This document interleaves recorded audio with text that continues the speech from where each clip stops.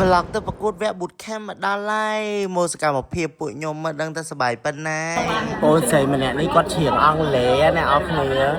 ហើយសម្រាប់ខ្ញុំនឹងច្រៀងបទខ្មែរ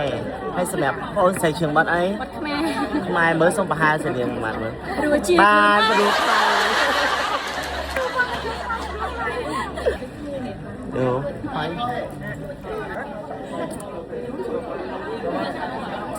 យពួកខ្ញុំស្រីៗក្មេងៗទៅញ៉ាំកាហ្វេផឹកឡើងស្អាតតែចង់ទេនេះបែបខ្ញុំណាបងប្អូនគ្នាសួស្ដីផផគ្នាយើងមិនបើសោកមកឯងស្អាតម៉ែអូយ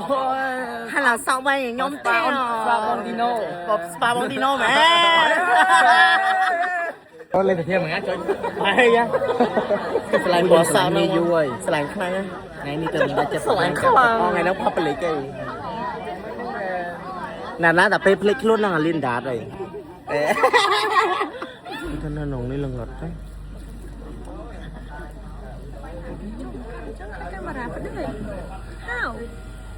because យើងចុចដោយវាផ្ដេក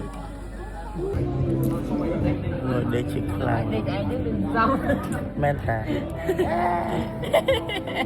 ក្រោយពីការចាំឥឡូវយើងចាប់មក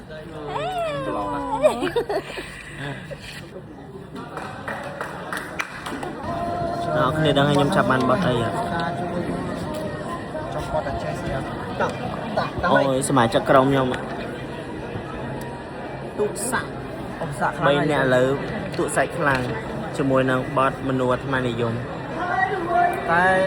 អ្នកច្រៀងអត់អាត្មានិយមមែនអ្នកច្រៀងអាយមនេះអាត្មាបរោះសង្ហាតែមិនអាត្មានិយម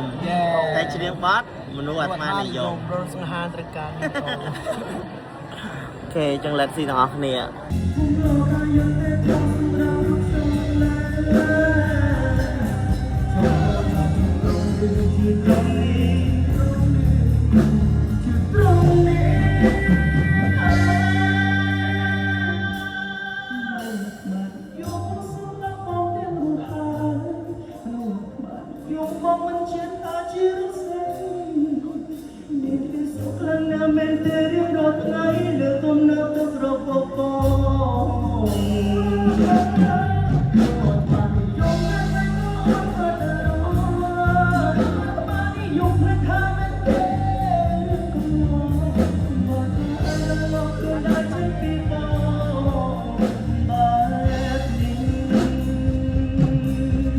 ចឹងសូមភ្លេងហើយវីដេអូខលខ្ញុំចេញវីដេអូថ្ងៃទៅប្រកួតឲ្យអ្នកទាំងអស់គ្នាមើលណាជួបគ្នាវីដេអូខលបាយបាយ